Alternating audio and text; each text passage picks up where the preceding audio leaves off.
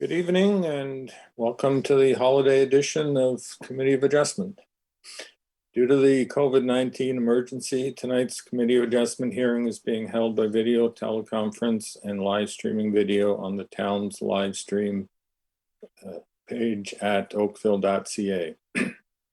This is a hearing to consider applications for minor variance and consents held under the authority of the Planning Act.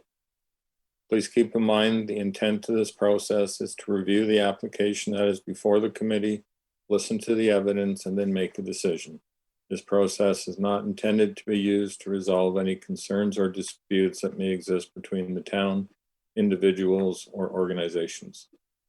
If a request for a deferral is made and the committee grants such a request, the applicant or authorized agent must contact the Secretary Treasurer to schedule a new hearing date. In order to conduct an effective and efficient electronic hearing, we have adopted the following process. If you are watching the live stream of this hearing on oakville.ca, and if you wish to speak to an item on the agenda, you can call 905-815-6095.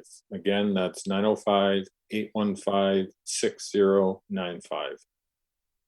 Phone number is also posted on your screen below the live stream at oakville.ca. Staff will be standing by to take your call. When you call in, staff will ask your name, item number you wish to address, and your telephone number. Further instructions will be provided to you to call back to join the video conference. When the chair of the committee polls for interested parties, the Secretary Treasurer will unmute you when it's your time to speak. The applicant or agent will be given the opportunity to briefly explain to the committee the basis of the application, answer any questions that may arise. A maximum of 5 minutes will be provided for a presentation. You will need to state your full name and address for the record. Any submissions beyond the 5 minutes will be at the discretion of the committee. All delegations must also state their full name and address for the record. A maximum of 5 minutes will be provided to make your presentation. All remarks and questions are to be directed to the chair. Any submissions beyond 5 minutes will be at the discretion of the committee.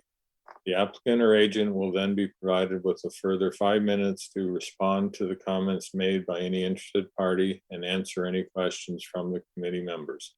If the applicant or agent has any concerns found in the staff report, particularly any proposed conditions, this is your opportunity to advise us.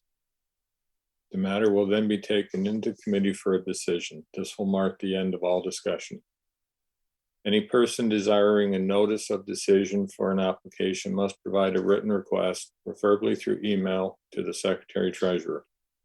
Please note that you must make a written request in order to be included on the list that is used by the Ontario Land Tribunal for the giving of any subsequent notice of any appeal. Written notice of the committee's decision will be mailed not later than 10 days for minor variance and 15 days for consents to the applicant and or agent and any other person who filed a written request for such notice. If you do not agree with the committee's decision, you may appeal this to the Ontario Land Tribunal. The last day to appeal the decision to the Ontario Land Tribunal will be noted on the decision. If no appeal is received within the prescribed time frame, the decision of the committee becomes final and binding. The Secretary Treasurer will then notify the applicant and anyone who received a copy of the decision through written correspondence. People participating in this hearing are to be courteous to and respectful of the members of the committee, town staff, and other people participating in the electronic hearing. Tonight's electronic hearing is being video recorded and available for future viewing at oakville.ca. Thank you.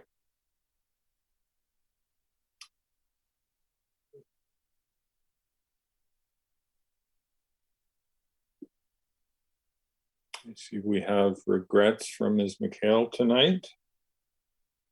Committee members, are there any declarations of pecuniary interest? I see none. Madam Secretary Treasurer, do we have any requests for deferrals or withdrawals of applications? Mr. Chair, we do have, and I'm just going to promote the first is Mr. Angelic, and he's for Bridge Road, 1397 Bridge Road.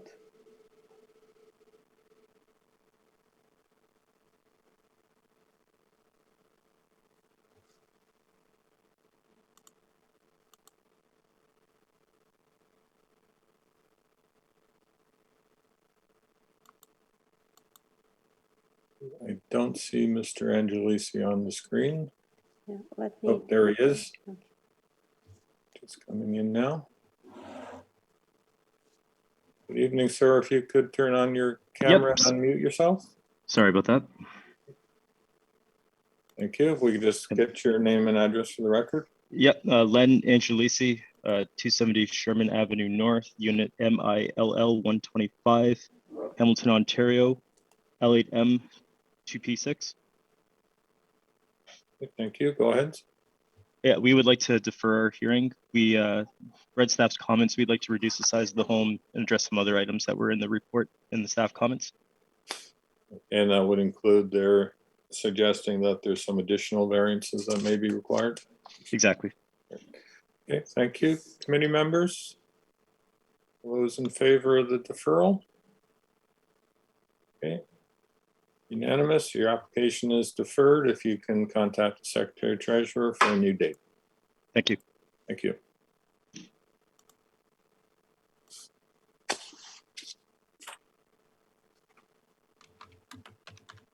Madam Secretary, any other requests for deferrals? Mr. Chair, I do have, but I don't see that they raised their hand. Oh, now I'm just gonna promote.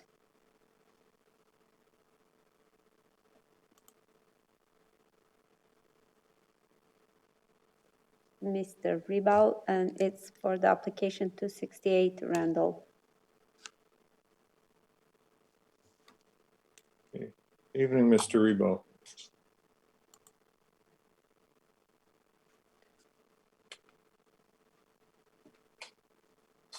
Hey, evening. Evening. So it's been brought to my, please. sorry? Just get your name and address for the record. Yeah, it's Matthew Rebo, 126 Catherine Street North, Hamilton, Ontario. Thank you. Go ahead, sir. It's been brought to my attention that after submitting a response to planning staff comments, that the municipal staff has requested a deferral for tonight's hearing. I do believe, well, we've requested a meeting with several staff, planning staff, as well as transportation staff. And I do believe that that is to be planned in the new year. Yes, and we've got your submission that was requesting the committee add variances, but without sufficient notice, even if the committee was inclined to, it wouldn't be able to.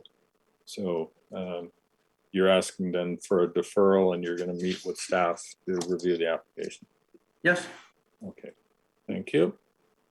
Committee members, all those in favor of deferral? Okay, I think that your application is deferred, and you'll see the Secretary Treasurer for a new date after you've had your meetings with staff. Thank you. Thank you.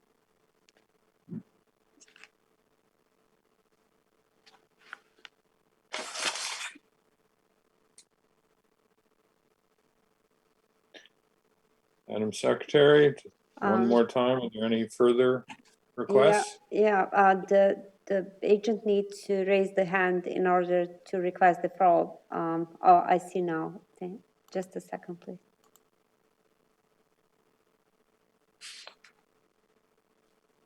Mr. Michael Barton, he's gonna defer the 197 Richmond Road.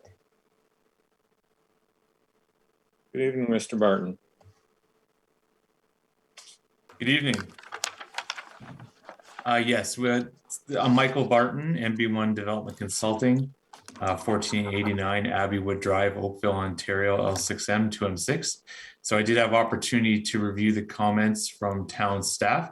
Catherine and I also discussed the application, and I met with my client earlier this week. So we are going to make some modifications to the proposal to address the concerns that were raised and also the concerns about potential additional variances that may be required. So we will come back with a revised proposal and return to the committee at a later date. Okay, thank you, sir. Committee members, all those in favor of the deferral? Okay. Your application has been deferred. Thank you, sir. Thank you.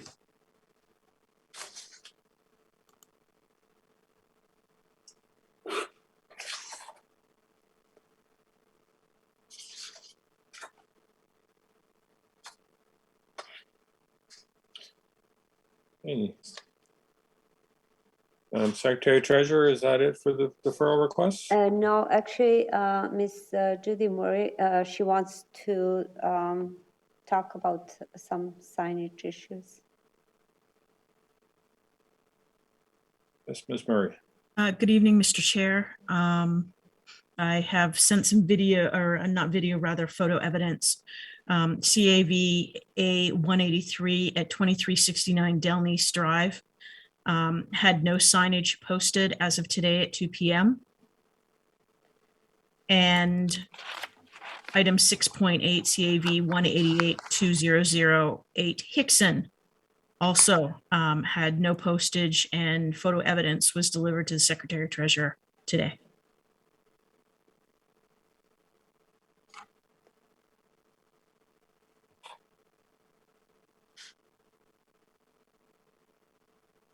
So Ms. Murray, on the Hickson address, I noted yesterday that there was signage on third line frontage. My photo evidence of Hickson and the front view of the home, there was no signage, so.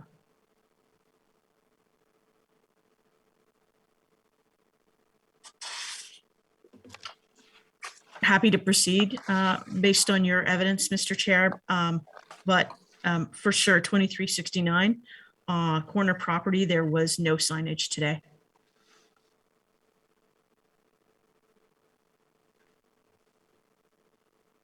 Yes, Mr. Hardcastle. Thank you, Mr. Chairman. I would note that my site visit notes indicate that the property at 2369 Delnice did not have a sign on the 8th of December when I attended my undertook my site visit. Unfortunately, I see my note here to say advise the Secretary Treasurer, which I know I did not do, but I do have that in my notes. And in terms of, while I'm on, in terms of the Hickson property, I did note on the 14th of December that there was a sign present on the site. Okay, thank you. Madam Secretary, is the agent for Delnice Drive on? Yeah. Yes, Mr. Chair, I'm just going to promote Ms. Nor Algendi to speak.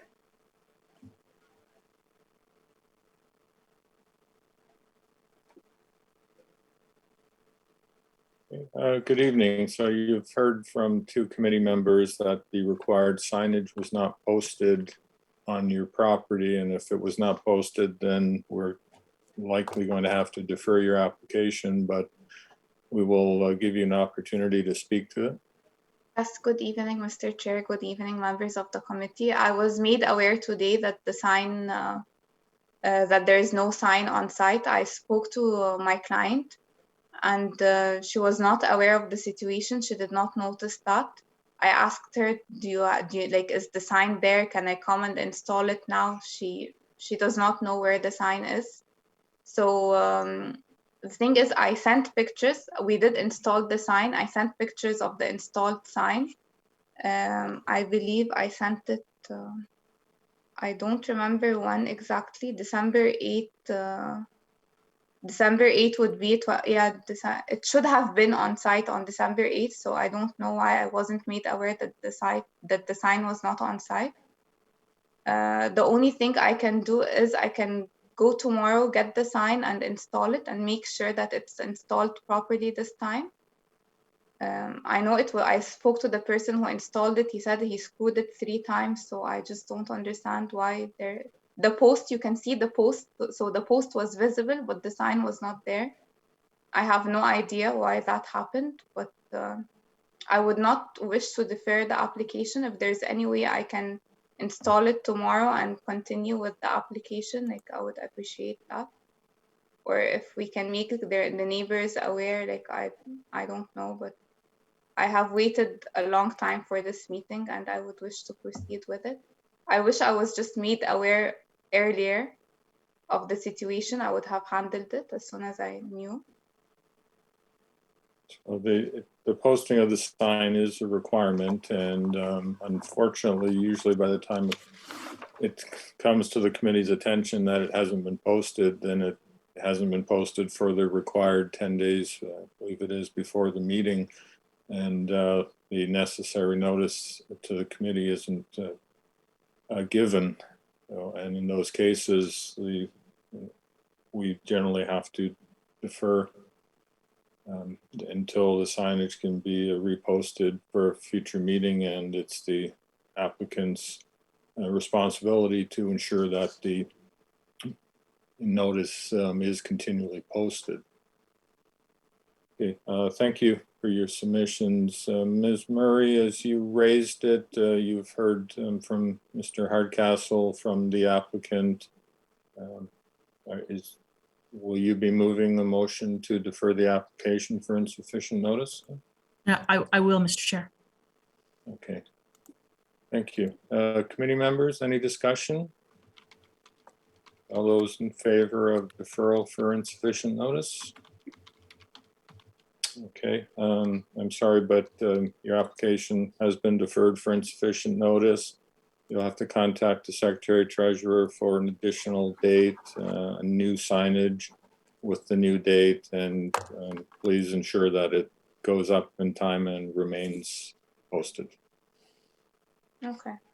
Okay, that's fine. I can leave now? Yes. Okay, thank you. Thank you. Madam Secretary Treasurer, on the Hickson Road, is there a requirement for a corner property to have the signage posted on the frontage and the flankage, or is it just a requirement for the one sign to be posted on the property? Mr. Chair, the corner lot requires posting on both sides, which means when I printed the signs, there is 2 signs for them to pick it up and post. And I received, for all signs, I received the photos and everything that they were posted. Okay, thank you. So I can definitely attest to this, Ms. Murray's experience, that there was no sign on the Hickson Road frontage. Is the applicant for Hickson Road Independence? Mr. Bruce? Good evening, Mr. Chair, members of the committee. This is Joel Tanner with the Office of Okay. Simple Design Studio on behalf of Lindsay Bruce this evening. She is out. So just to confirm, we did post 2 signs, one on the third line frontage, one on the Hickson frontage, and photos were provided. Upon learning about this earlier today, we reached out. There are tenants in the property currently, so our client is not currently living in the property. They did confirm with us that indeed, prior to heading to the hospital last Wednesday or Thursday, that the signage was up on both frontages. When they got back from the hospital at the end of the weekend, they do believe that it disappeared either Sunday or Monday. We were not advised, however, unfortunately. So I can definitely confirm that at one point, most definitely both signs were up in accordance with the regulations. I'd like to further just reinforce that we do have full planning support for the application, and we don't have any, as far as right now, letters coming in from the neighbors opposing the proposal. So we would love to move forward with the application this evening if you're open to it. I guess that you've raised the issue. You don't have any letters from the neighborhood, but if the notice wasn't properly posted, you haven't provided the neighborhood with the opportunity, if they have concerns, to, voice those concerns. I'm just going to ask the other committee members what their experience with Hickson is. Like I said, Ms. Murray and I both witnessed that there was no sign on the frontage. Mr. Hardcastle, Mr. Flemington, if you have any notes on that or any comments to add there before I turn it back to Ms. Murray. As I mentioned previously, Mr. Chairman, I had seen the sign. I did take note of the signs being on the site on the 14th of December. Thank you. So, Ms. Murray? Yeah, through you, Mr. Chair, I'm wondering if perhaps Mr. Bruce could outline his outreach to the neighbors. Notwithstanding, we had one sign posted and you're indicating that there has nobody's written in, and we can't assume that there has been sufficient notice if the rules have not been followed, but maybe you can share something about your outreach to the neighborhood. Yeah, so I can confirm that the client has been speaking with direct neighbors over the last few months. So the architectural design on this project was done probably 5 months ago. And so once the plans were finalized, the client did share them with direct neighbors. We haven't done any canvassing just because we had a very strong case in terms of our approach with the municipality. We didn't have any strong concerns when our client, who is the owner of the property, approached the neighbors with the proposal. So we didn't move forward with a site visit. So, Mr. Chair, I'm in your hands on this one.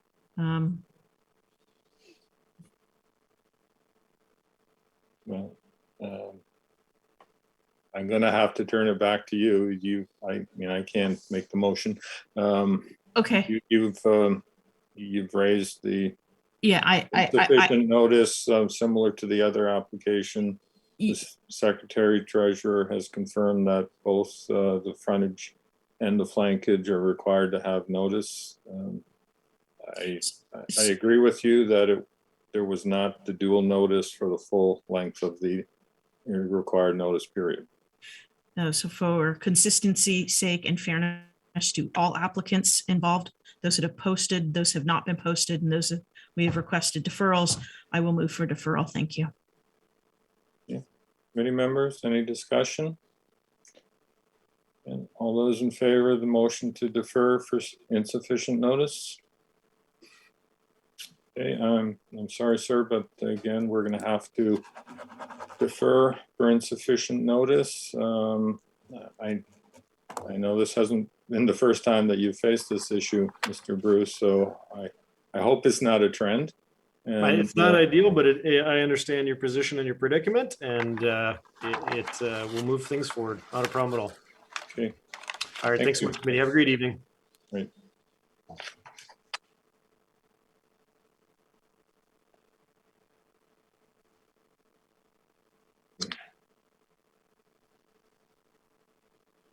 Anything else from anybody? Well, we still have an agenda left to get through.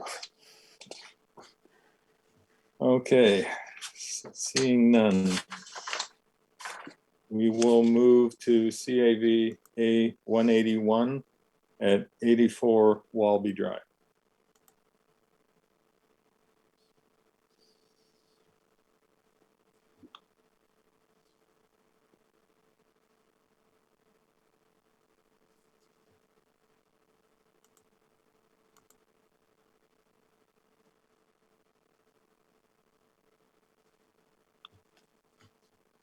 And I see Mr. Kieran. Good evening, Mr. Kieran. Good evening. Good evening. Can you hear me? We can. Okay. Mr. Chairman and members of the committee. My signs are up and have been up the entire time, I believe. So thank you. Happy to know that. My name is Joris Kieran. I'm the applicant. Sorry, I'm the agent for the applicant. And do a brief presentation here to outline a fairly simple application that we have before you this evening for two small variances, one being a lot coverage overage and the other one being a garage area overage. And as we usually do, we just try to sort of in a rudimentary way highlight the portions of the footprint that are generating this overage, and the two areas that you're seeing on the site plan are showing that. So it's really the covered porch at the back that's the main driver for the lot coverage overage, and then a small portion of the garage that's also a variance, but that's contributing a little bit to the lot coverage as well. So those two areas are responsible for the lot coverage variance. Go to the second slide, please. And then this is the other variance for the garage area overage. So that is just the area indicated there. Just some additional storage that the homeowners want to have here. So that was added as well. And we do have, as the committee is probably aware, I think 6 letters of support from the immediate neighbors. And we also have support from planning staff. So yeah, that concludes my presentation, and I'm happy to answer any questions. Camera's off. Thank you, Mr. Kieran. If there's anyone watching that wishes to speak to this application, if you could call 905-815-6095. Again, 905-815-6095. Committee members, do you have any questions for Mr. Kieran? I see none. Madam Secretary, do we have anybody calling in to speak to this application? No phone calls. Thank you. In that case, we'll close discussion and I'll look for a motion. Mr. Hardcastle. Thank you, Mr. Chairman. Having undertaken my site visit, reviewed the written materials, including the staff report and the submission materials provided by the agent for the owner, I am satisfied that the requested variances conform to the 4 tests of the Act. I'll put forward a motion of approval, subject to 2 standard conditions, those being that the dwelling be built in general accordance with the submitted site plan dated October 29th, 2021, and elevation drawings dated October 14th, 2021. And that the approval expires within 2 years of the date of the decision if a permit has not been issued. I would note, while there were no members of the public present with respect to this matter, there were 6 letters of support provided in advance of the meeting.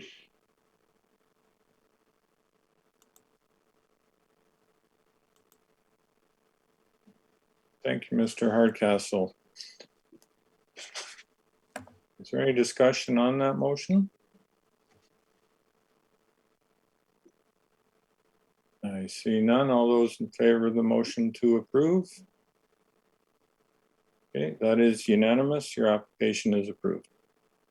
Thank you.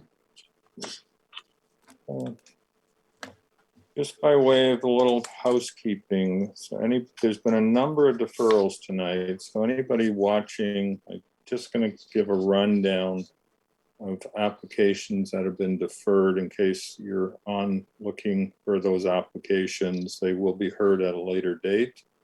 That would be 1397 Bridge Road, 2369 Dalmas Drive, 268 Randall, 2008 Hickson, and 197 Richmond.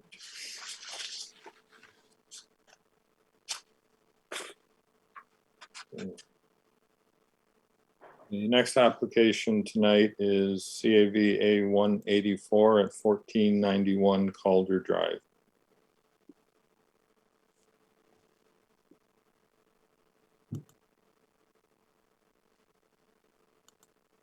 I think we have Emily Villa here tonight. Yes. Good evening. Good evening.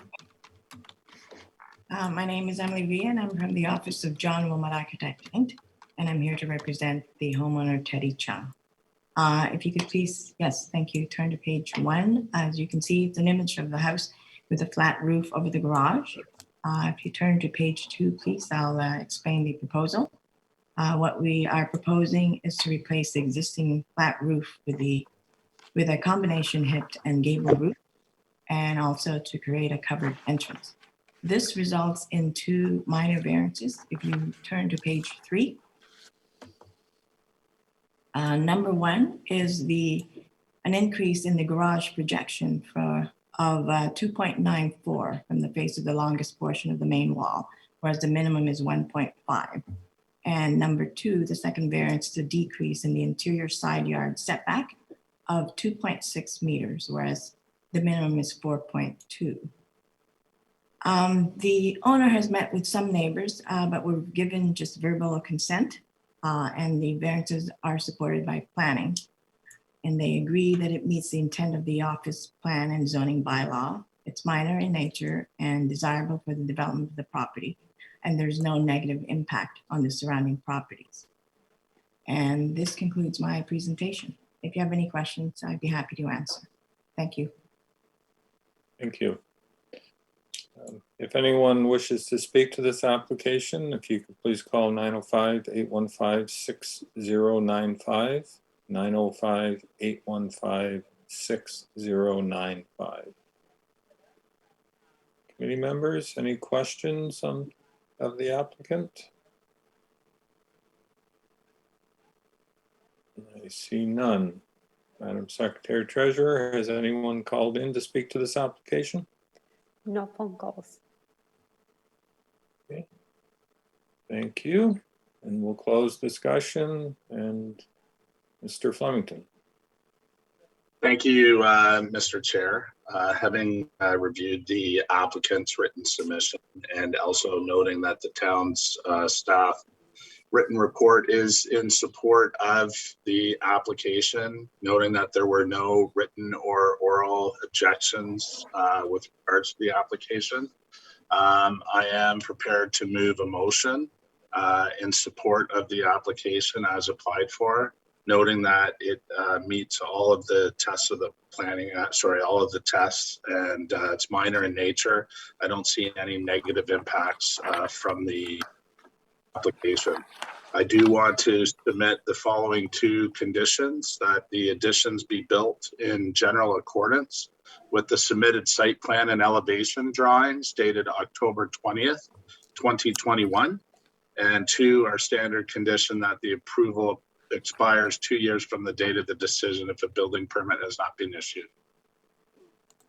Thank you, Mr. Flemington. Is there any discussion on that motion? I see none. All those in favor of the motion to approve? That is unanimous. Your application has been approved. Thank you. Good night. Happy Christmas.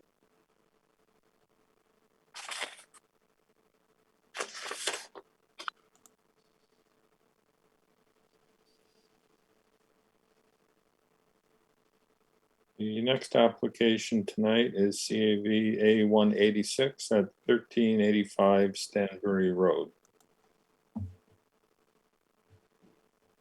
Good evening again. Members of Evening, the committee. Yes. So this application before you is also fairly straightforward, but it's got a couple of little items that I want to explain through the presentation. We did have, and I lost count, but I think it might be a record, but I think we have 10 or 11 letters of support, which is great. But we also received yesterday, I believe, a letter of opposition. So I'm going to speak to some of the concerns from that neighbor a little bit in this presentation. At the same time, I'm assuming that this person will also speak, and then I can address any further items that come up later, but I'm going to touch on some of the points now. So the application is seeking for 2 variances. One is a lot coverage overage, Similar to the previous application, it's mostly to do with the rear covered porch. And some of the area of the master bedroom or primary bedroom, which is located on the main floor in this case, because this house is being built specifically for the owners and the end users of this house, and they intend to use this house for a long time. And I'm mentioning that because one of the points that was brought up in the letter of opposition was that, you know, this may be a spec home or a flip home or some kind of investment exercise, but I just want to clarify that it is not, and that's directly tied to the lot coverage variance. Because if the master bedroom was on the second floor, like we do in a lot of the designs, a lot of times the lot coverage is not, variance isn't required. This slide is actually speaking to the other variance that we have, which is to do with a relatively new bylaw restricting the size of the window wells that a house like this is permitted to have. We do like to have larger window wells to permit light into the basement and to have very large windows in the basement. The reason behind the bylaw, my understanding, is that it's really to prevent a situation where you have a huge window well in a small side yard, which, you know, will restrict a proper swale and to provide drainage. And also, I believe there's a safety concern with not being able to walk through that side yard, and also potentially a fire hazard in somebody trying to get out of the building. So those are all valid reasons. Those reasons do not apply in this case because the enlarged window wells are occurring in the flankage yard, which there's about 3.5 meters there. And we still have plenty of space left over for drainage and egress and all these other things. So that's slide one. If we can go to slide two, please. So this is, I'm backtracking a little bit here. This is the area more or less that's responsible for the lot coverage overage, a portion of the primary bedroom. Although we are seeking a lot coverage variance, footage of the home is actually substantially below what's permitted. We would be able to build about 4,100 square feet on this lot. I'm talking internal square footage now, not lot coverage. We're at about 3,500 here. So it's about 600 square feet below what's permitted. And again, I'm mentioning that because that was one of the points of the brought up in the letter of opposition. Certainly a bigger house than what's there now, but it's not as big as it could be. The other thing that was brought up in the letter was, and there may be some confusion about a height limit. It references a 7-meter height limit, but the height restriction in this area is actually 9 meters, and we comply with that. So I just wanted to clarify that we're not seeking a variance for that. The other point that was brought up in the letter has to do with the drainage and grading and drainage. Apparently the adjacent property and the person who wrote this letter who lives there has some ponding happening in their backyard and is concerned that this development is going to aggravate that situation. The ponding, when we looked at it yesterday, we actually went to the property and that ponding was not there. So it seems to me like it's a seasonal issue and not constantly there. As the committee is aware, this application, if approved, will have to go through a completely separate and quite rigorous DESP permit process, which will scrutinize the grading.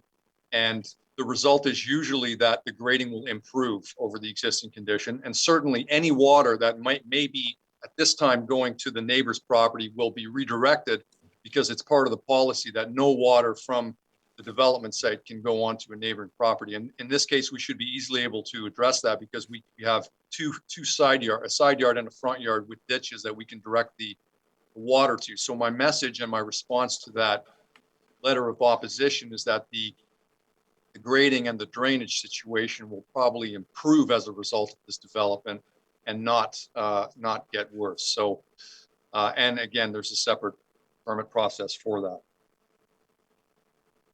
Lastly, there was a comment about blocking sunlight to the neighbor's property. Certainly this proposal, this dwelling is larger in scale than what's there now. So there will be some loss of sunlight, but we have taken steps in the design to step in the second floor. It's not a 2-story house. It's more of a 1.5 stories. So there are lower roof lines there that will let still, in my opinion, a sufficient and a reasonable amount of light onto her property, but it'll still be a little bit less than what's there now. But some steps have been taken, and it was considered. It's the main point of what I'm trying to say. Mr. Kieran, as part of your presentation, do you have the elevations where you could show what you just described? Well, the slides were submitted before we got the letter, so I would have done that. But maybe if the Secretary Treasurer has the original application to pull up, then certainly we can discuss them. But I don't have that as part of the slide presentation, only because it was submitted before we got the letter. Okay, I don't believe she has that capability. I can hold something up in front of the screen, but.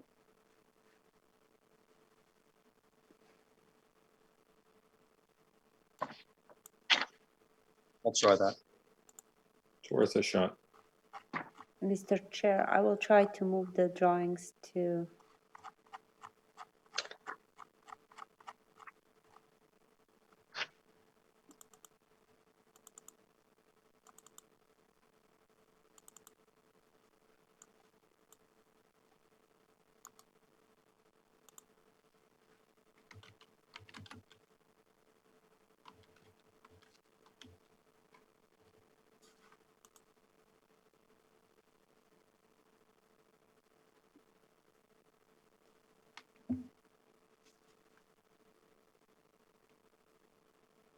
Drawings are uploaded.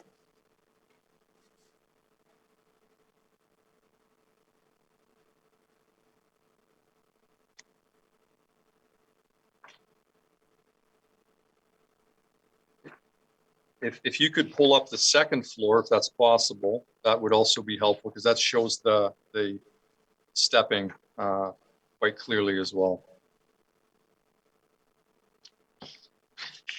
So that would be A2. Mr. Karen, we do not post on the website the Right. floor Right, okay. plans. It's only elevation drawings. No problem. I'm going to hold that up quickly, because then this is not going to take long. But so.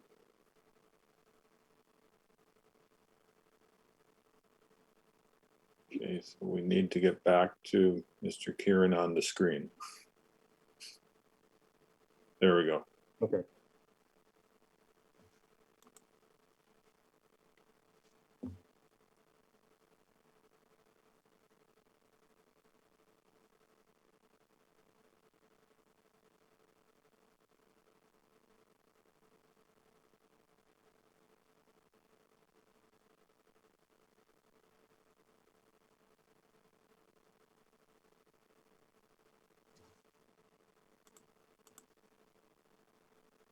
Yeah, I'm not sure, Mr. Kieran, if you're talking, we can't hear you, but I think we've lost your microphone, I think. Yeah. Oh, you're back. Yeah. Okay. I wasn't muted. So I'm not... Oh, as soon as you move from the I think, yeah, I think the paper is blocking your microphone, but I think we could see that you were showing how the second floor is set back a number of locations from the first floor. Yeah. Yeah. Okay, thank you for that attempt. Any members, any questions for Mr. Kieran? Okay, I see none. If anyone wishes to speak to the application, you can call 905-815-6095, 905-815-6095. Madam Secretary Treasurer, is the resident who sent in the objection here to speak tonight? Yes, Mr. Chair. Ms. Diana Green, she's on. Okay, it's here. Hello. Good evening. If we just get your name and address for the record, and then we'll give you a chance to explain your concerns. My name is Diane Green and I reside at 1379 Stanbury, which is directly to the east of 1385 Stanbury. I've submitted my written comments on the application previously. And so in response to, I don't know if you've had a chance to read any of those comments, but my three concerns were the drainage, the sunlight blocking, and of course the privacy.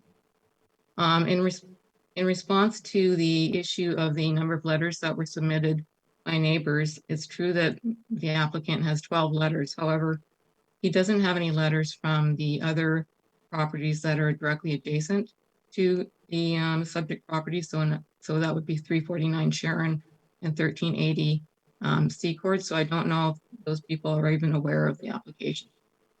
So in response to first of all, the issue of the drainage, it's not, the question is not whether the drainage, whether there's constantly ponding in my backyard. The problem is that there has been significant ponding. And the reason for the ponding was because of a minor variance that was approved on the other side of my house, where the developer came in and dug out the foundation and raised the grade of the backyard about a foot. And that historically, that property originally did have a lot of water on it. So the water has then been transferred to my property. I have had, as I've shown in the pictures I submitted, and spring melt where there was up to 8 inches of stormwater in my backyard. And almost the entire backyard was full of water. And just doing a back of the envelope calculation, I calculated that for that one event alone, I had probably between 8 and 16 tons of water in my backyard. That condition persisted well into June, that I could not use my backyard without going into my backyard without boots because it was full of mud. Since that time, the applicant on the other side has had two other grading, well, actually one other grading last year. He put in a pool. And again, I wasn't able to put in an objection to the committee last year because I was out of the country and I wasn't able to attend the meeting. I didn't have access to the hearing. But I can assure you that application I now have on October 16th of this year, there was an additional rain event and I did have additional ponding in my backyard. Part of the reason for the ponding is the fact the subject property elevation is at a higher level than mine, and therefore there's no way for the water to get out. The original redevelopment at 1373 cut off the drainage between the two houses, and therefore there's no route for the water to exit my property. And I am not the only person that is having problems with the water, because the person behind me at 1380, he also gets some of the water as well when there's an event. So that's my concern about the drainage. The second issue is the sunlight issue. And as I've indicated in my submission, I do get sunlight in the winter on that side of my building. And what I've tried to indicate is I've shown you that there is a differential in the temperature of my building on a sunny day, which is close to the shortest day of the year. I had a 63-degree Fahrenheit reading on the sunny side of my building versus a 27-degree Fahrenheit reading on the shaded portion of my building. And so what in effect that means is that interior of my house is at 61 degrees and the exterior portion of the building envelope is 63 degrees. It means I'm not losing any heat from my building through that section of the wall. Whereas if the exterior is shaded and there's a 35-degree drop, I definitely will be losing heat. So because of that, I will therefore be required, if there's a complete shading of that side of my wall, to burn more fossil fuels. And I do feel that this is, it will increase basically my greenhouse emissions. And this is something that I think we should all be concerned about. And I've been trying to be very diligent over the past year and a half to try and reduce my fossil fuel usage. And there are policies both at the provincial level and in the town to to work towards reducing fossil fuel usage and not towards increasing. So that's my second concern. And then my third concern is with the privacy issue. The backyard will definitely be overseen by this house, and it's very close to my property line. And I do feel that it will be very intrusive to the use of my backyard. So those are my concerns. Okay, thank you. Committee members, do you have any questions for the neighbor? See none. Mr. Kieran, would you like to respond to the comments made? Sure. I think I already addressed some of them in my initial presentation, but I think the drainage concern should be directed to the development engineering department, since they will be approving the DSP, the development engineering site plan application, which is all about the grading and the drainage. And if Ms. Green wanted to even contact them now to make them aware that that application's coming in, then they can look into that and then, be, aware of her concerns, and also maybe pay a little bit more attention to some solution that we can incorporate into the development to also help her out. I'm not sure if there is one, but because it has to be within town policy. And they're pretty strict about every property dealing with their own water.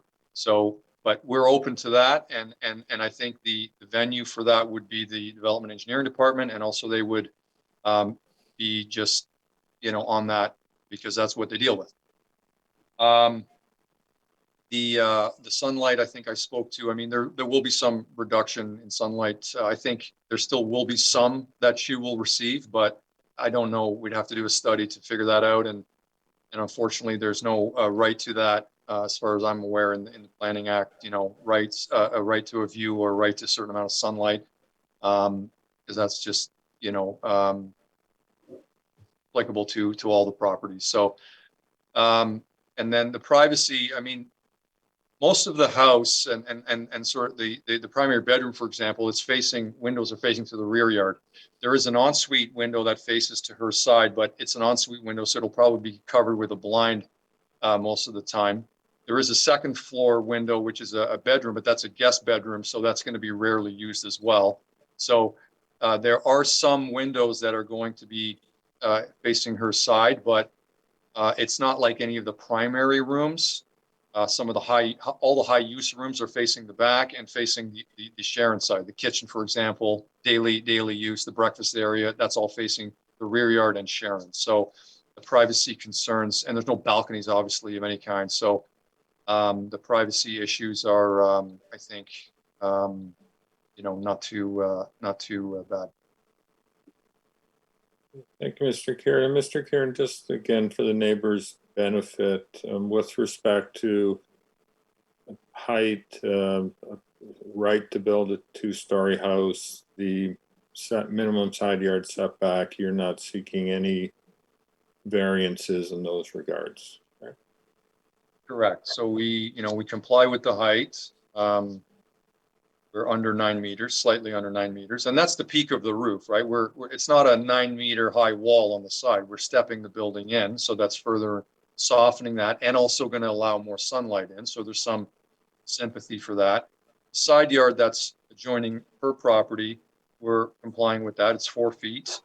The existing house is a little bit further away from the property line, but we're complying, so we're providing the 4 feet that's required. Okay, thank you.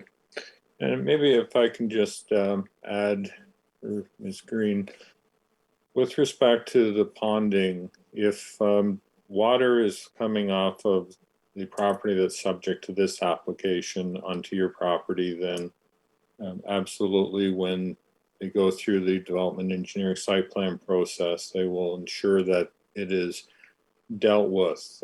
I've seen in cases like this in recent years, the town is actually requiring rear lot catch basins be installed to help drain the water, or drainage ditches if the water is coming from the property on the other side that's not that's subject to this application, then again, the development engineering section is probably the best place for you to go and to at least to inquire of them whether that house built in accordance with the approved plans. And if they haven't, then maybe there's something they can do about that. So just to comment, I've had many discussions with development engineering, and I've had no success with them at all. When the original house went in, I was very clear with them that there was going to be a problem if they allowed the developer to build the back elevation up, because there was evidently water there. So I don't have any confidence whatsoever in the development engineering department in terms of their mitigation strategy. And if I may also comment about the right to sunlight, or the right to, maybe there might not be a right to sunlight, but there are definitely policies both provincially and in our current official plan locally that speak to the reduction of greenhouse gases. And this will in fact work in the opposite direction, and it will increase.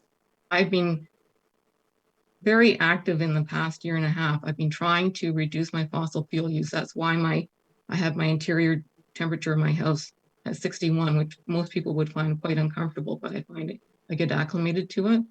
And it's definitely the case of that if my house is shaded, I will necessarily have to burn more fuel to heat my house. And that goes against policies both provincially and locally. And it might seem like a small issue, but I'm trying to do my part, and I don't think that allowing an application to go forward that will contradict that direction is a good idea. Okay, thank you for that. Madam Secretary Treasurer, has anyone else called in to speak to this application? No, there is nobody else. Okay, so I will close discussion. Committee, you've heard Mr. Kieran's application. You've heard the concerns of the neighbor about ponding water, which may be a larger issue than this property, but may also be contributing to this property. You've heard the applicant's concern about the house potentially shading her property, and potential of privacy issues from the second story. You've heard Mr. Kieran's response that he is not seeking variances with respect to the height or the setback, moving the house closer, and that the second floor is permitted as of right. So I will let you digest all of that, and first ask if committee's got any further questions, and if not, we'll look for a motion on this matter.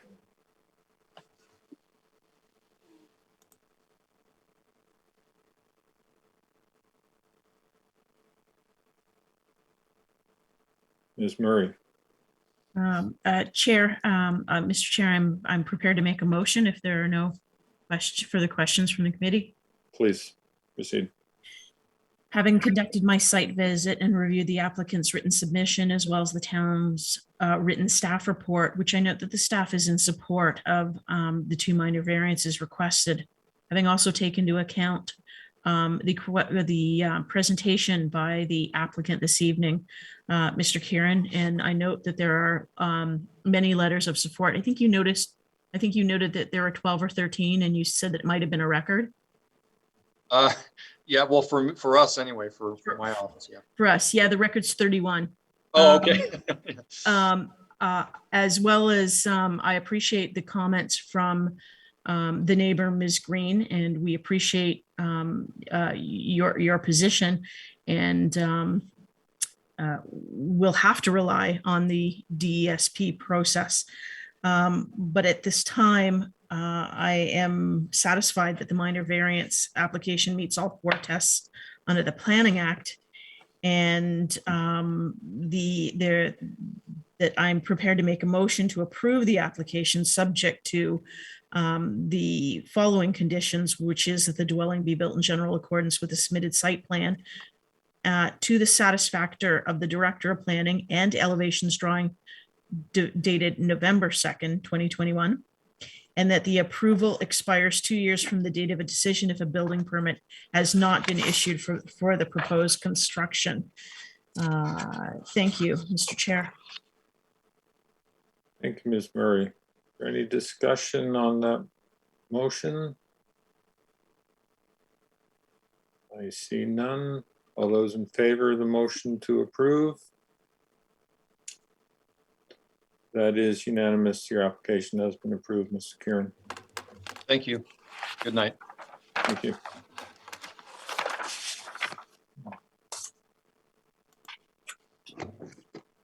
We'll now hear application CAV A187 at 1220 Lambeth Road. If anyone wishes to speak to this application, if you could please call 905-815-6095. Again, that's 905-815-6095. And looks like we have Mr. Barrett here this evening. Good evening, sir. Good evening, committee members, Mr. Chair and staff. Graham Barrett, 1575 Dundas Street West, Toronto, agent for the owner, 1220 Lambeth.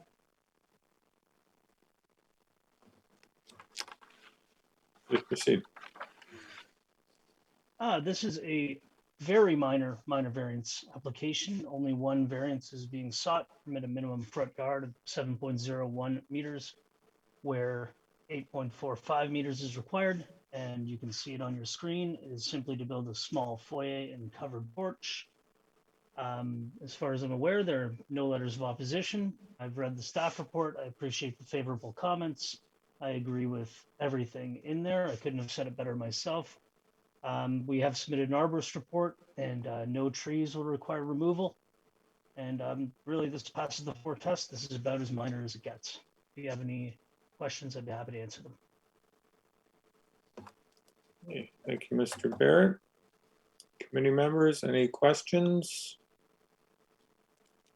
I see none. Madam Secretary Treasurer, has anyone called in to speak to this application? Mr. Chair, there is no phone calls.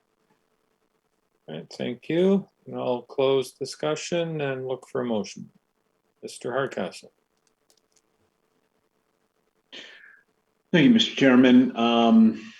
Having undertaken my site visit, having reviewed the materials, including the written staff report and the applicant's provided drawing materials, and having heard the words of Mr. Barrett, who summed it up quite well, this is a minor, truly minor variance with minimal impact. I'm satisfied that the requested variance does conform to the four tests of the Act, and as such, I'll put forward a motion of approval.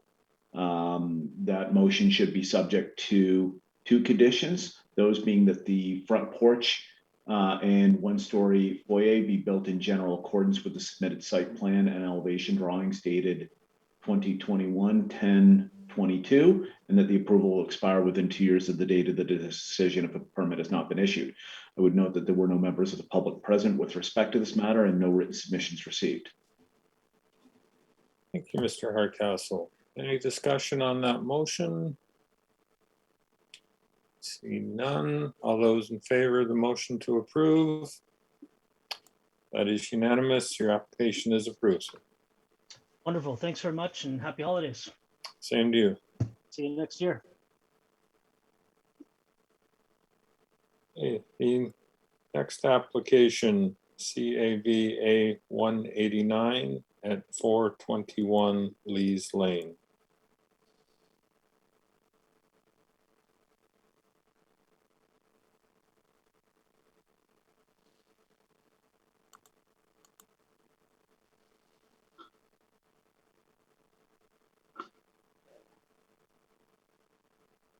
Good evening, Mr. Bensel. Good evening, Chair, and good evening, committee members. My name is Paul Bensel. I am the agent for this file. I'm at 106 Fruitvale Circle, Brampton, Ontario. And I'm here for the application located at 421 Lees Lane, Oakville, Ontario.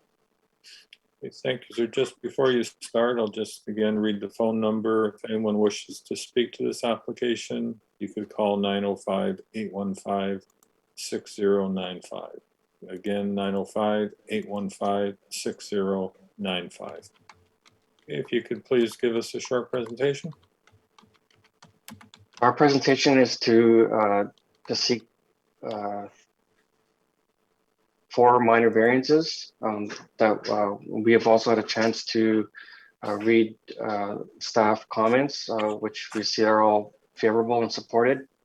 We've also had the time to read 2 letters of opposition. I can quickly go over the variances that we've requested. Variance number 1, we've requested as the below grade access stair to the basement from the outside, where you're permitted to have 1.5 meters. We're asking for 1.7. It's a difference of 0.2 meters, about 8 inches. We're also asking for a variance for the garage area, just for some additional storage. We're asking for, where you're permitted 45 square meters. We're proposing 54.67. Also for lot coverage, where we're allowed 41%, we're proposing 42.49. It's about 110 square feet more than the allowable. And also for the front setback, we're asking for 7.98, where the permitted as per the existing bylaw is 8.41.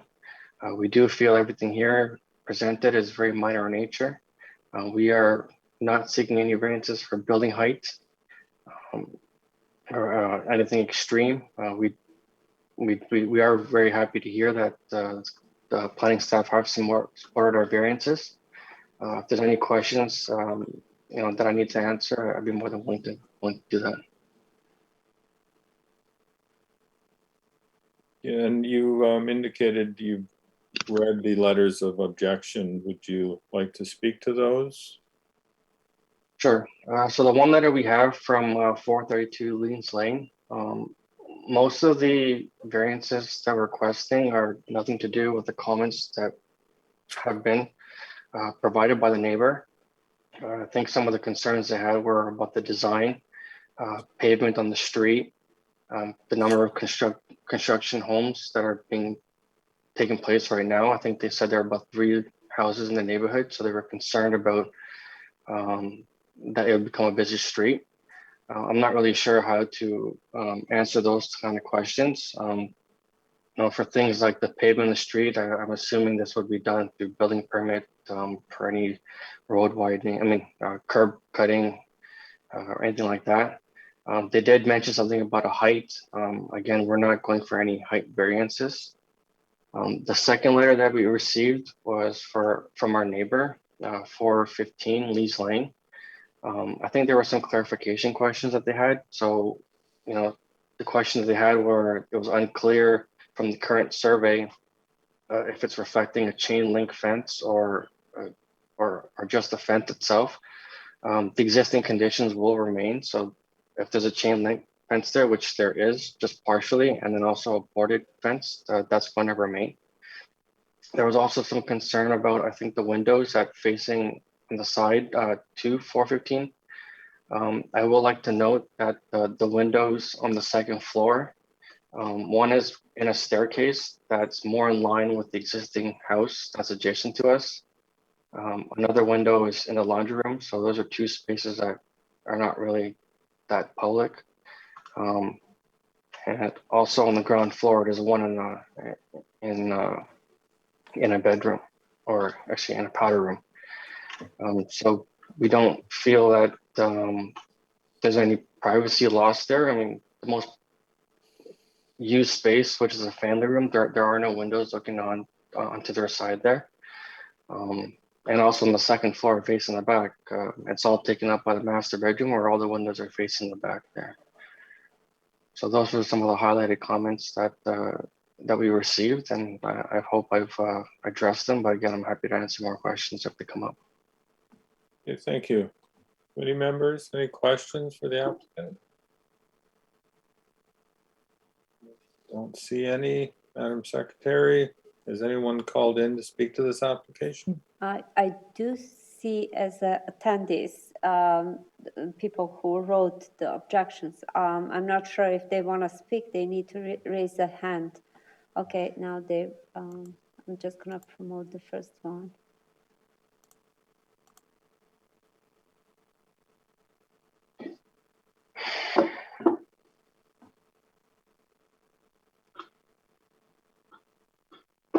Miss Carrie Gibson. Good evening, Ms. Gibbs. You have to You're unmute. muted.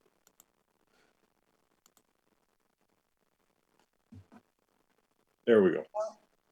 You can hear me now? Yes, we can. Okay, thank you. I just want to say thank you very much for answering my concerns. My letter was certainly not opposition. I just had those questions. Wonderful about the privacy issue. And thank you regarding the chain link fence. It was only on previous applications, the fence line reflected the chain link fence, whereas the actual wood fence is completely on my property and the chain link fence is the property line. So that's wonderful. Thank you. Okay, thank you very much for that. I'm glad we could assist with your concerns. Thank you. Madam Secretary Treasurer, anyone else wishing to speak to the application?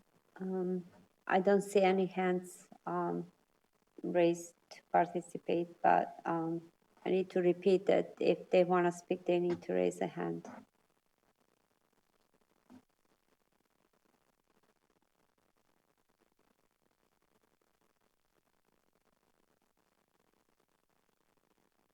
There is no any other people. Okay, thank you. Then I'll close the discussion and look for a motion. Mr. Flemington. Thank you, Mr. Chair.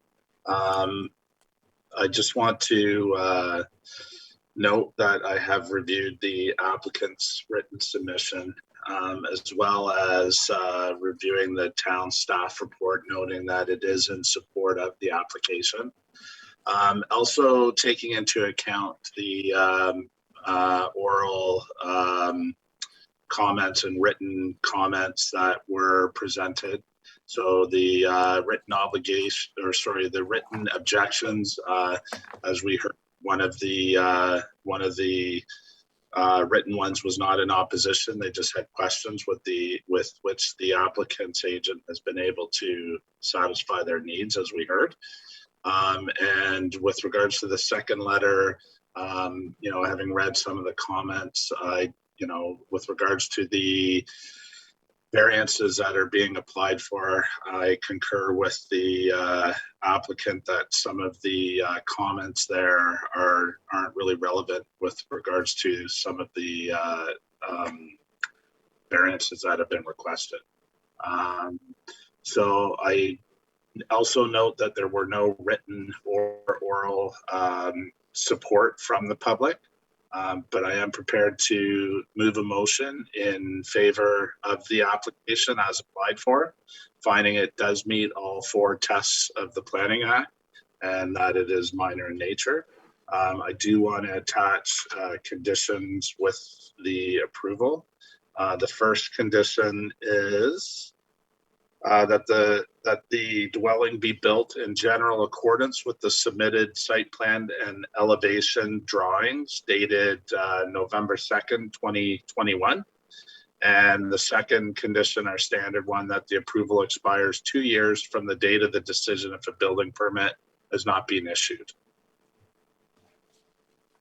Thank you, Mr. Flemington. Any discussion on that motion to approve? Seeing none, all those in favor? That is unanimous. Your application is approved, sir. Thank you. Have a good night. Thank you.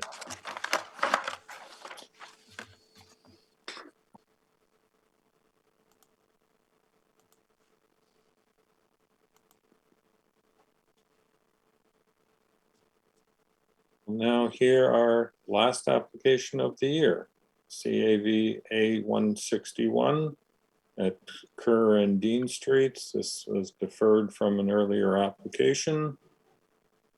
I see Mr. Wellings is here. Just before I turn it over to you, I'll just reiterate anyone wishing to speak to this application. If you could please call 905-815-6095.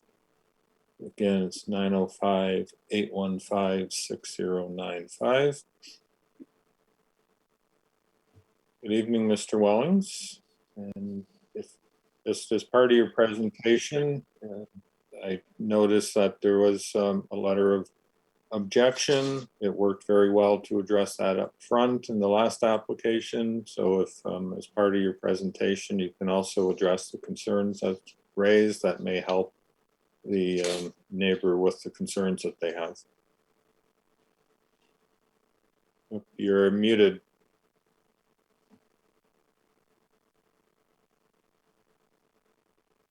My apologies, Mr. Chairman. You'd think after all this time I'd figure this out, but my apologies. Good evening, Mr. Chairman, committee members. My name is Glenn Wellings, and Mr. Chairman, for the record, it's 513 Locust Street, Unit B, Burlington, postal code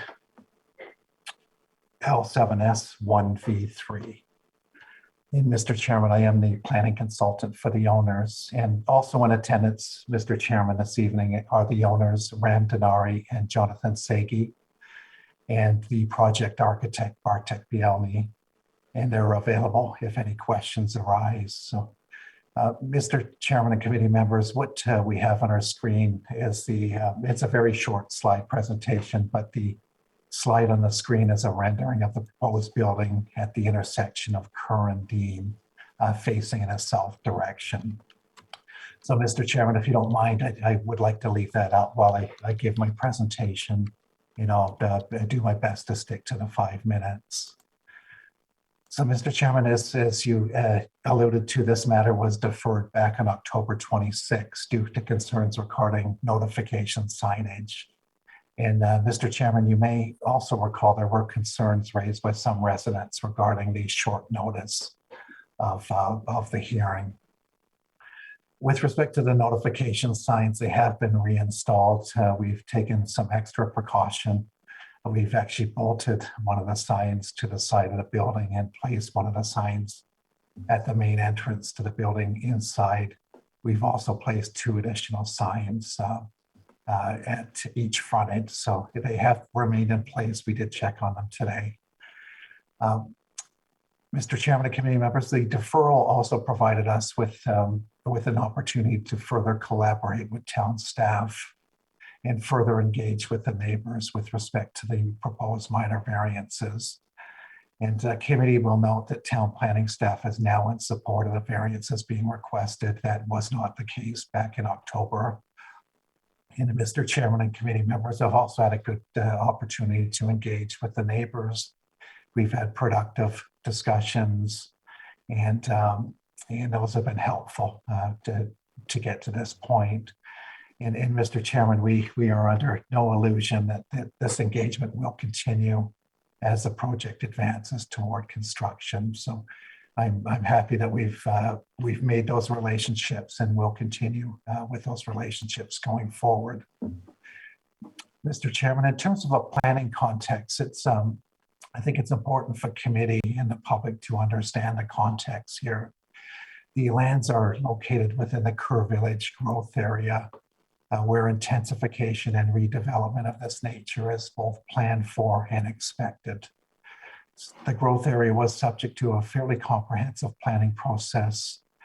And just to confirm for committee members, the town's official plan presently permits up to 6 stories on the subject property, whereas the zoning bylaw provides for a maximum of 4 stories. Through early consultation with both town staff and the ward councilors, Councilors Duddick and Chisholm, there was a clear preference for a 4-story design. So that was our starting point, Mr. Chairman, was to try and achieve a 4-story design on the property. So Jasmine, if I can have you go to the next slide, please. In this slide, Mr. Chairman, committee members, shows an elevation along the Dean Avenue frontage facing in a southeasterly direction. And just to carry on, we've worked closely with town staff to get to this point. And thank you, Ms. Buckerfield, for her indulgence. We've learned a lot about stacked parking arrangements and work closely with town staff, both planning and engineering staff, and as well as zoning staff to get to this point. The minor variants sought this evening are critical in achieving the four-story design in terms of reduced rear and side yards. The stacked parking is necessary to avoid a second level of underground parking. And another level of underground parking, Mr. Chairman and committee members, would add significantly to the cost. There is a high water table in this location, and that would affect the viability of the four-story design. So within a designated growth area, you would expect reduced yards and in pursuit of innovative technologies such as stacked parking to achieve the most efficient development. In my opinion, Mr. Chairman and committee members, it's similar to the opinion of town planning staff. The variances being requested satisfy the four tests as set up in the Planning Act. And just as important, the proposed development will achieve key goals and objectives of the Kerr Village growth area and result in a high quality building that will, in my opinion, revitalize the neighborhood. Construction is expected to commence in the summer of 2022. And Mr. Chairman, committee members, lastly, there are no issues with the conditions being recommended by town staff. And I'm happy to answer any questions of committee and would ask the committee to endorse the variances. On Mr. Chairman, just back to your original point. I understand you do have a letter from Mr. Drouin. We've reviewed that letter. We've discussed those matters with Mr. Drouin. His concern is the access to the proposed building being from Dean Avenue. And Mr. Chairman and committee members, that is a site plan matter. It's not a matter dealing with the variances that are before committee this evening. And that's a matter that we've been working with town staff through the site plan approval process. Mr. Chairman and committee members, we just made a fourth site plan submission, so we're very advanced in terms of the proposed building design. And we're very excited to move this project forward. So Mr. Chairman, I'm happy to answer any questions. Thank you, Mr. Wellings. Committee members, any questions for the applicant? I see none. Madam Secretary Treasurer, has anybody called in to speak to this application? I do see in attendees people from who wrote the letter, but they haven't raised hand if they want to speak.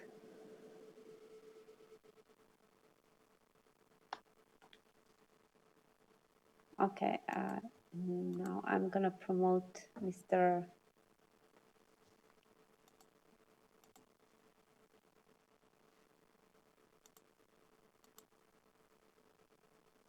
Jim Garbutt.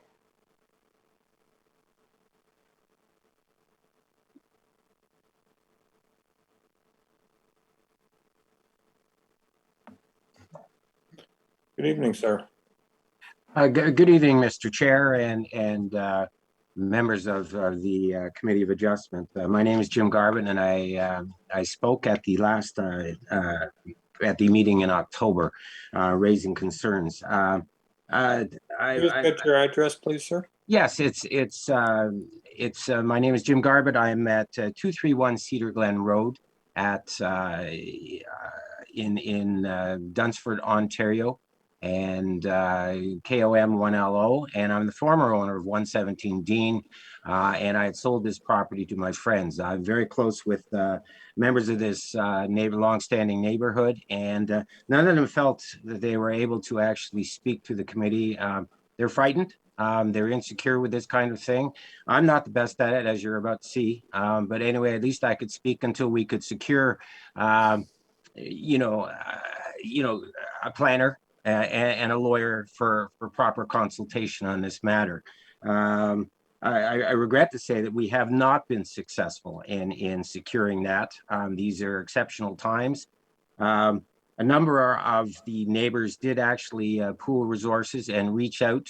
Actually, there's pages of contacts. A lot of people did not respond in terms of planners and lawyers. It may be the time of year. It may be that they're swamped. Of the ones that did, there were some that were in conflict. There were some that said that they just had too much workload to take us on. So in frustration and panic, I started to actually recall, and as did some of the others, some of the people that had not responded. We were fortunate enough to make contact with a planner who did respond the second time, and only to say that they were in conflict with this application. But referred me to another planner. We didn't find this individual until the end of next week. I assure you that we have not done this to try and delay the process. It has just been impossible. The same for lawyers. We did make contact with a planner. He is very, very busy right now. He does believe that he would be able to fit in this file and work on this. We did not have a chance to finish up the what do you call the deposit? Yeah, the retainer materials, and the difficulty now is in trying to get the individual neighbors together to finalize this detail. It is very difficult at this time of year with the weather to meet as a group. We really wish that this application or the previous application had come forward in July or August or even September, so that we might have been able to get these folks to congregate in the backyard on some lawn chairs and have a couple of meetings and try and work out these details. Mr. Wellings did, I will confirm Mr. Wellings has reached out to some of the neighborhood people, which had not happened before, and we're pleased. I don't completely concur with the success story in terms of these people being on board, because I'm still hearing from a number of the neighbors that they're still having some concerns about this. Again, if they don't properly understand this, I do believe there's a need to consult a planner, a lawyer. In fact, I wish I had actually asked them to reach out to an engineer and an architect too. Perhaps that would have shed some light as well.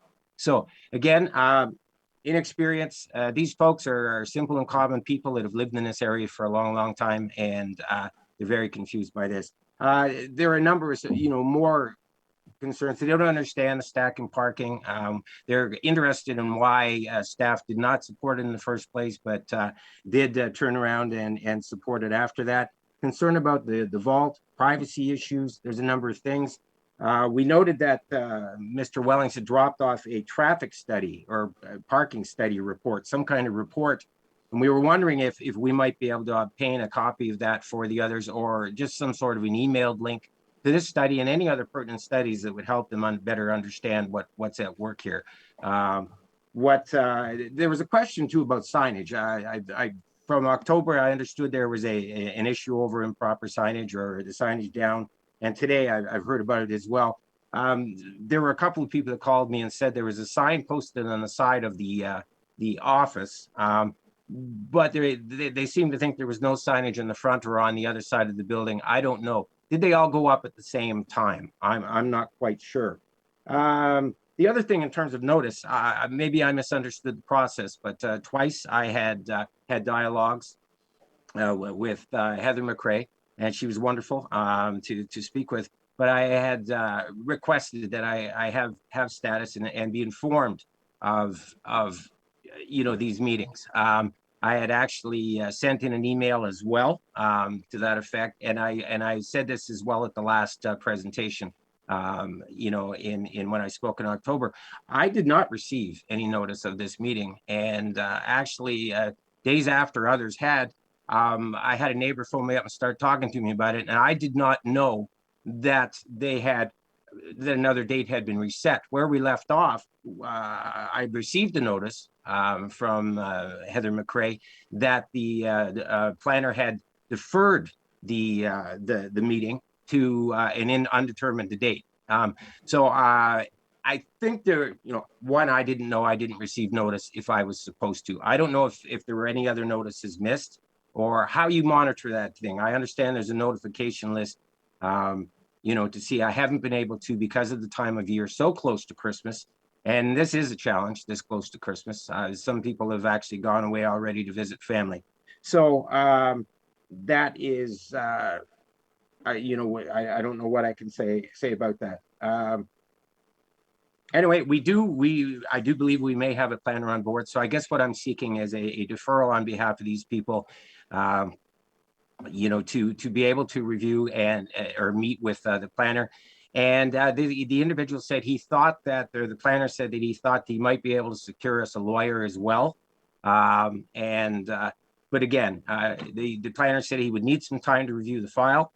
And it would take some time actually to get the lawyer and bring him up to speed on this as well. I don't know how long these things take, but given the time of year, given the fact that it's very difficult to meet with the neighbors as a group, we were just wondering if we could get I don't know what the acceptable timeframes are. Would it be unreasonable to request a 90-day deferral? You know, is there some urgency to moving forward very quickly? Because you know, these are longstanding taxpayers, good citizens, good people, but they cannot make a proper informed decision until they get this counsel. You will not be receiving from me. I'm sort of, I consider myself an interim supporter of these folks. I am not a professional. I have no real skills in this regard. So you know, if you were to grant this deferral, it'd be a wonderful Christmas present. I predict that the next person that would present would be a planner. So if you have any questions of me, I would be glad to answer them at this point. Okay, thank you.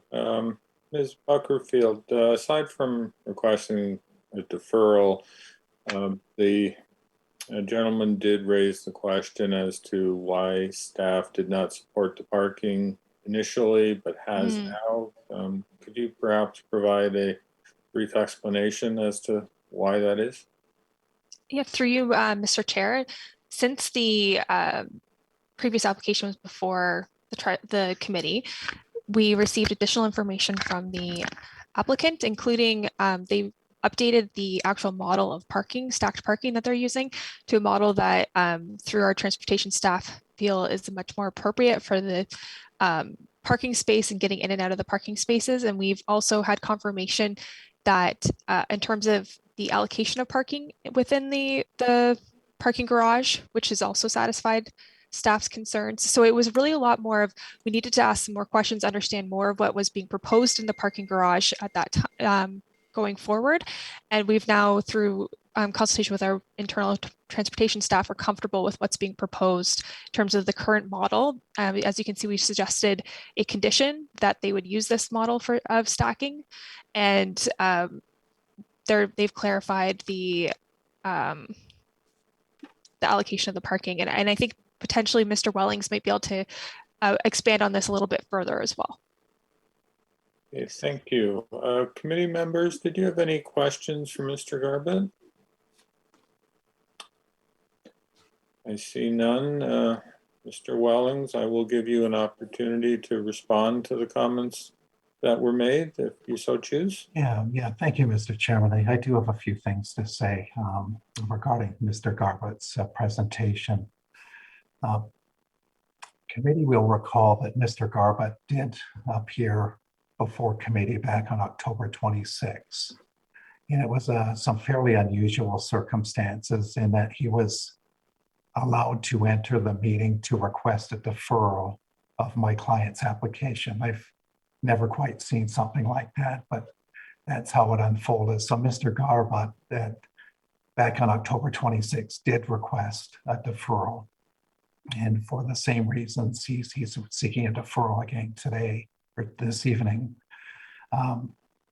Following the deferral, I did reach out to Ms. McCrae, and I asked Ms. McCrae to forward my contact information over to Mr. Garbutt. And I've heard nothing from Mr. Garbutt since the meeting. There's been ample opportunity to further dialogue, like I have with some of the other residents. That's not happening with Mr. Garbutt, and which is most unfortunate. with respect to being the former owner of 117 Dean Avenue, I spoke with the owner of 117 Dean Avenue. The gentleman's name is Mr. Jeffrey, Mr. Mark Jeffrey. And I did provide additional information to Mr. Jeffrey regarding the minor variances and the nature of the development proposal being sought. And I have passed along additional information to a number of the other residents. But I've heard nothing from Mr. Garbutt since his request for deferral back on October the 26th. So seeking another deferral so he can go out and retain a planner and a lawyer is inappropriate, Mr. Chairman, and not supported by my client. My client's pretty anxious to move forward with these applications, these variances, move forward with the site plan application so they can build a building that's going to benefit the neighborhood. And that's all I have to say, Mr. Chairman, but we're not in support of a deferral. Thank you. Thank you. Madam Secretary Treasurer, has anyone else called in to speak to this application? No, Mr. Chair. Okay, thank you. Then I'm going to close discussion.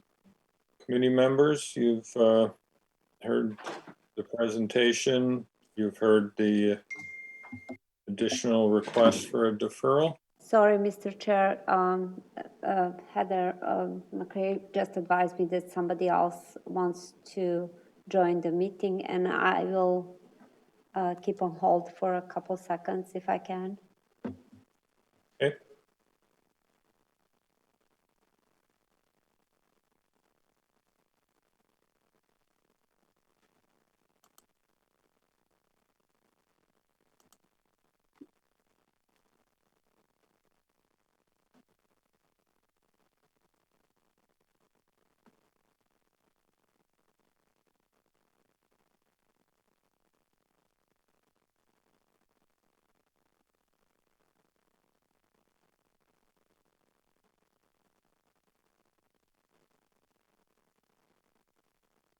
Also, I need to repeat if anybody else, because I see a couple attendees, if anybody else wants to speak, they need to raise a hand. Good evening. My name is Jean Drouin. I'm at 113 Dean Avenue. First of all, can you hear me? Yes, we can. Okay. My question is really regarding to, first of all, to Mr. Willing's comment. The deferral was done last time due to non-posting and nothing to do with wanted to just. Also, I need to repeat if anybody else, because I see a couple attendees. If anybody else wants to speak, they need to raise their hand. Okay, can I continue? Good evening. My name is Jean Drouin. I'm at It seems we're getting feedback of the recording. Yeah. Okay, so my question is really regarding to, first of all, Mr. Willing's comment. The deferral was done last time due to non-posting and nothing to do with Madam Secretary, something seems to have gone astray here. He has to mute himself.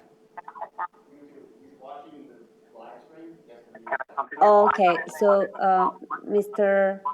Jean Doreen, you have to mute YouTube that you are watching now.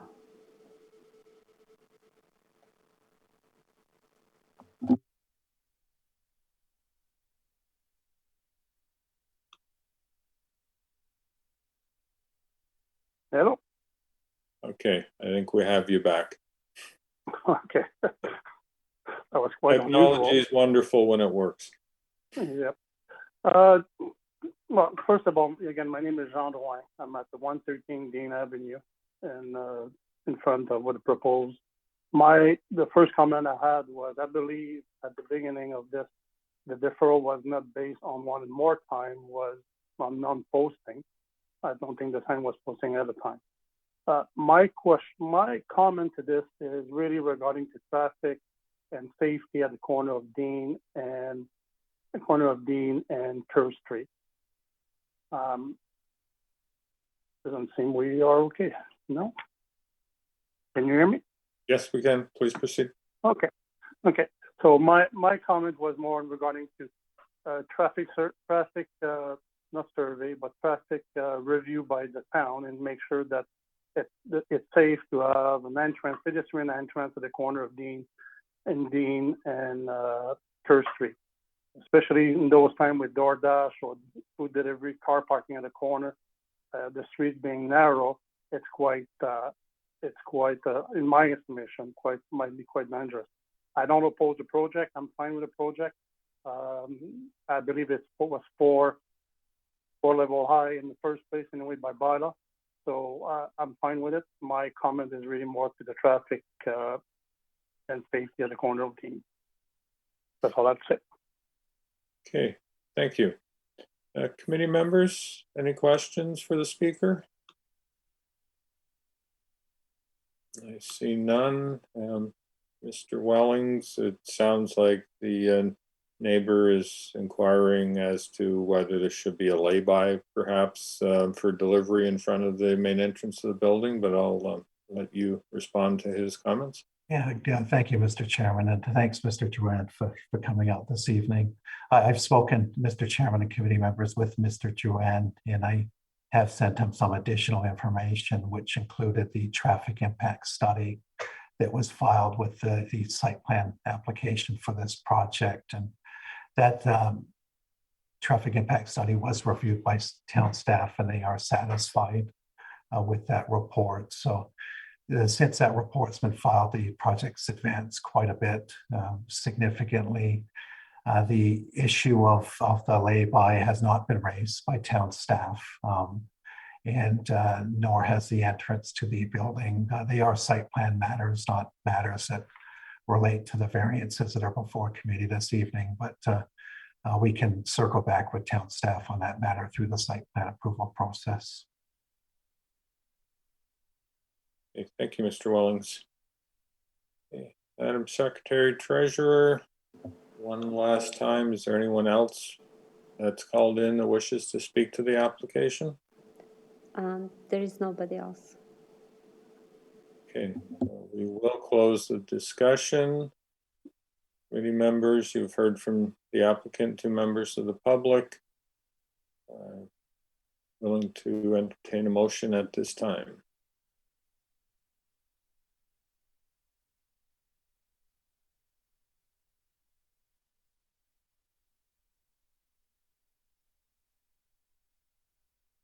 I could pick one. Ms. Murray. Thank you, Mr. Chair. Having conducted my site visit and reviewed the applicant's written submission, as well as the town staff's written report, which I note that the staff is now in support of the minor variances requested. Also having taken into account the presentation by the applicant and the presentation by 2 public members, I am satisfied that the minor variance meets all 4 tests under the Planning Act, and I'm prepared to make a motion to approve the application for the variance subject to the following conditions. And the first being that the building be built in general accordance with the submitted site plan dated November 19th, 2021, and the elevation drawings to the satisfaction of the Director of Planning. Second condition is that the parking stackers be installed in general accordance with the submitted building sections A-A and B-B parking stacker details dated November 19th, 2021, and the approval expires 2 years from the date of a decision if a building permit has not been issued. Thank you, Mr. Chair. Thank you, Ms. Murray. Any discussion on that motion to approve? Seeing none, all those in favor of the motion? That is unanimous. Your application has been approved, Mr. Wellings. Thank you, Mr. Chairman. Happy holidays, everybody. Same to you.